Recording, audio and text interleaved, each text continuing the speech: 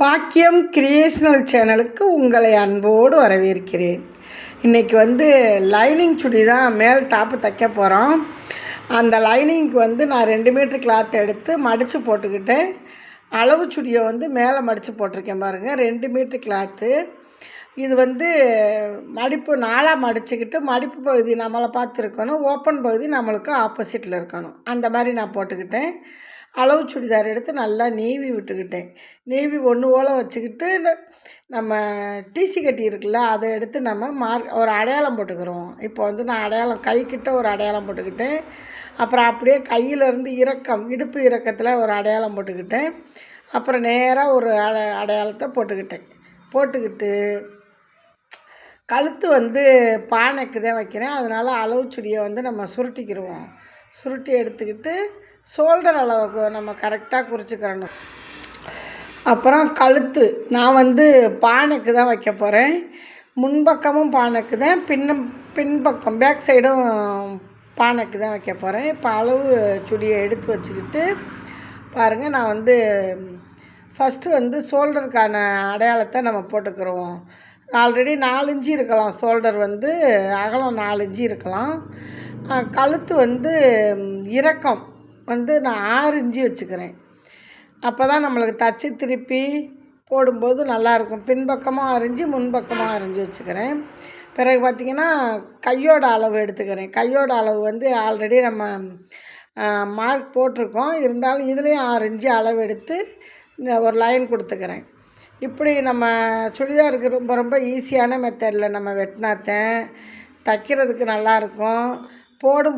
தச்சு போடும்போதும் நல்லாயிருக்கும். தைக்கிற ஃபினிஷிங்கும் நல்லா கிடைக்கும். அப்புறம் அந்த இறக்கத்தை அளவு எடுத்துக்கிறோம். அந்த இறக்கம் பார்த்திங்கன்னா இந்த பாருங்கள், நான் எப்படி 11 இன்ச்சு வச்சுருக்கேன். அதே மாதிரி சுற்றளவு, மார்பு சுற்றளவும் நான் ஸ்கேல் அளவுக்கு 11 இன்ச்சு வச்சுக்கிட்டேன். அப்படியே இறக்கி அப்புறம் 1 இன்ச்சு இறக்கி 12 வச்சுக்கிட்டேன். அப்படியே நம்ம கட் பண்ண வேண்டியதுதான். ரொம்ப தெளிவாக அடையாளம் போடல, ஏன்னா நம்ம கட் பண்ணும்போது கரெக்டாக கட் பண்ணிக்கிடுவோம் அப்படின்ட்டு போட்டிருக்கேன். நீங்கள் பார்த்து தெரிஞ்சுக்கணுன்னா துணியை நம்ம மடித்து போட்டு என்ன அளவோ அந்த அளவு சுடியை எடுத்து போட்டு அப்படியே நம்ம அகலத்தை மார்க் பண்ணிக்கிட்டு எக்ஸ்ட்ரா கிளாத் விட்டு மார்க் பண்ணிக்கிற வேண்டியதுதான். மார்க் பண்ணி அப்படியே வெட்டி தைக்க வேண்டியதுதான். நான் இப்போ சுற்றளவு மார்க் அடையாளம் தான் போட்டுக்கிட்டேன். அடையாளத்துகளை நம்ம கரெக்டாக போட்டுக்கிட்டோம். இப்போ எப்படி நம்ம வெட்டுறது அப்படிங்கிறத நான் உங்களுக்கு சொல்ல போகிறேன். மட்டும் லைனிங்கில் வெட்டிக்கிட்டு மெயின் கிளாத்தில் நம்ம மேலே போட்டு தச்சு பிரட்டிக்கிட்டு பிறகு வெட்டிக்கலாம். இப்போ வெட்டுறேன் பாருங்க. என்னோடய அளவுக்கு நான் 6 இன்ச்சு வச்சுக்கிட்டேன். மற்றபடி மெஷர்மெண்ட்டில் ஒவ்வொருத்தவங்க சுடிக்கு ஒவ்வொரு அளவு இருக்கும். இப்போ நெக்கு அது மாதிரி நீங்கள் வெட்டிக்கிற வேண்டியது. இப்போ கையோட அளவும் வெட்டிக்கிறேன். இது மாதிரி வெட்டிட்டு நம்ம தைக்கும்போது தச்சு பிரட்டும்போது ரொம்பவே சூப்பராக இருக்கும். நம்ம பழகணும் அப்படின்னு நினச்சா ஈஸியாக நம்ம பழகிக்கிடலாம். ஓகேவா? பாருங்கள், இப்போ நான் கட் பண்ணிட்டேன். லைனிங் ரொம்பவே எனக்கு தெரிஞ்ச மாதிரி நான் தையல் கிளாஸ்லாம் போகலை, எதையும் விரும்பி பார்க்கல. நம்ம யூடியூப்பில் எனக்கு பிடிச்ச ஒரு சேனல் பார்ப்பேன். நான் பார்த்துட்டு அதில் வர்ற மெஷர்மெண்ட்டை எடுத்து அவங்க என்ன சொல்கிறாங்களோ அது மாதிரி மெஷர்மெண்ட் எடுத்து தைப்பேன். எனக்கு கொஞ்சம் ஈஸியாக தெரியும். இது ஏன் இதை நான் கட் பண்ணி விடுறேன்னா, நம்ம அந்த ஒரு இன்ச்சுக்கு பட்டியாக போடுவோம், அதுக்காக இதை நான் கட் பண்ணி விடுறேன்.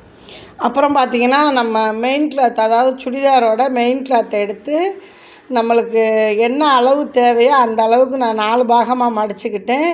மடிச்சுட்டு அதே மாதிரி நம்மளுக்கு மடிப்பு பகுதி நம்மக்கிட்ட இருக்கணும். ஓப்பன் பகுதி நம்மளுக்கு ஆப்போசிட்டில் இருக்க மாதிரியே போட்டுட்டு ஒத்தையில் எடுத்து விட்டுக்கிட்டேன் பாருங்கள். எக்ஸ்ட்ரா கிளாத் இது சில பேர் என்ன செய்வாங்கன்னா, அப்படியே 4ஆக மடிச்சுட்டு அப்புறம் கைக்கு துணி பத்தலையே அப்படின்னு யோசிப்பாங்க. அது மாதிரி இல்லாமல் இப்படி நம்ம போட்டோம்னா துணி நல்லா நம்மளுக்கு அகலத்தில் கிடைக்கும். கையும் நம்ம ஈஸியாக ரொம்பவே சிம்பிளான மெத்தடில் கையை எடுத்துக்கலாம். இப்போ பாருங்கள், நம்ம மெயின் கிளாத்தில் ஈஸியாக வெட்டிட்டோம். ஆனால் லைனிங்கில் துல்லியமாக நம்ம அளவு எடுத்துக்கிட்டோம். இது மாதிரி அளவு எடுத்து சுடிதார் நீங்கள் தச்சு பாருங்கள், ரொம்பவே நல்லாயிருக்கும். எனக்கு தெரிஞ்ச முறையில் என்னோடய ஸ்டைலில் நான் இப்போ வெட்டியிருக்கேன். அடுத்து நம்ம கை வெட்டிக்கிறோம். கை முக்கால் கை வச்சு தான் வெட்ட போகிறேன். இப்போ என்னோடய அளவுக்கு என்ன உயரம் தேவையோ அந்த மாதிரி இந்த பூ போட்டிருக்க பகுதி நம்மளுக்கு கையோட இறக்கத்துக்கு வர மாதிரி வச்சுக்கிட்டேன். அப்படியே நம்மளுக்கு பூவெல்லாம் அந்த இலையாக இருக்கிறது வந்து நல்லா நேராக இருக்கணும் அப்படிங்கிறதுக்காக, நேராக நம்மளுக்கு போடும்போது நேர் கட்டிங்கில் வரணும் அப்படிங்கிறதுக்காக மடித்து போட்டுக்கிட்டேன். இப்போ இந்த உயரம் வந்து எனக்கு வந்து நான் வந்து ஒரு 17, 18 இன்ச்சு வச்சுக்கிறேன். எப்படியும் 1 1/2 இன்ச்சு 2 இன்ச்சு சுடிதாருக்கு வந்து பட்டி நல்லா கனமாக போட்டோம்னா நல்லா சூப்பராக இருக்கும். அதனால் கைக்கு வந்து பட்டியை கொஞ்சம் கனமாக போட்டுக்கலாம். அதனால் நான் வந்து ஒரு 18 இன்ச்சு அளவு எடுத்துக்கிறேன். நான் தைக்கும்போது அதை எப்படி தைக்கிறேங்கிறதையும் உங்கள்கிட்ட காட்டுறேன். இப்போ கட்டிங் வீடியோ மட்டும்தான் இதில் வரும். ஸ்டிச்சிங் வீடியோ நான் தைக்கும்போது அளவு கரெக்டாக எப்படி எந்த மாதிரி மெத்தடில் தைக்கிறேன் அப்படிங்கிறத உங்கள்கிட்ட சொல்கிறேன். ஓகேவா? இப்போ நான் அளவு எடுத்துக்கிட்டு டிசி கட்டியை வச்சு ஒரு அடையாளப்படுத்திக்கிட்டேன். அப்படியே நம்ம வந்து கை வந்து எவ்வளோ நுணுக்கமாக நம்ம வெட்டினா நம்மளுக்கு துணி மிச்சப்படும், அந்த மாதிரி நான் அளவு எடுத்துக்கிட்டேன். இப்போ பாருங்கள், நான் வந்து கட் பண்ண போகிறேன். இது நம்ம ப்ளவுஸுக்கு எப்படி கட் பண்ணுறோமோ அதே மாதிரியே இதுலேயும் நம்ம கவர் தட்டு எடுத்தோம்னா முன்னாடி வந்து நல்லா நச்சுன்னு இருக்கும். சுடி போடும்போது பார்க்குறதுக்கு நல்லாயிருக்கும். ஆல்ரெடி நான் ஒரு சுடி தச்சு உங்களுக்கு வீடியோ போட்டிருக்கேன். நிறையா சுடி வீடியோ போட்டிருக்கேன். இது நம்மளே போட போகிறோம்ல தச்சு, அதனால் நம்மளுக்கு எவ்வளோ சந்தோஷமாக இருக்கும். இப்போ கை வெட்டியாச்சு. அப்படி இதுலேயும் கொஞ்சம் கவர் தட்டு நம்ம எடுத்துக்கிறோம். நான் சொல்கிற மாதிரி கவர் தட்டு எடுக்கிற ஒவ்வொரு பகுதியும் நம்மளுக்கு முன்பக்கம்தான் வரணும். அது மாதிரி தான் நம்ம கவர் தட்டு எடுத்து தைக்கணும். இப்போ பார்த்திங்கன்னா வெளியில் நல்ல பக்கம் வந்து ஒரு பக்கம் மேலேயும் ஒரு பக்கம் கீழேயும் இருக்குது, பரவாயில்லை.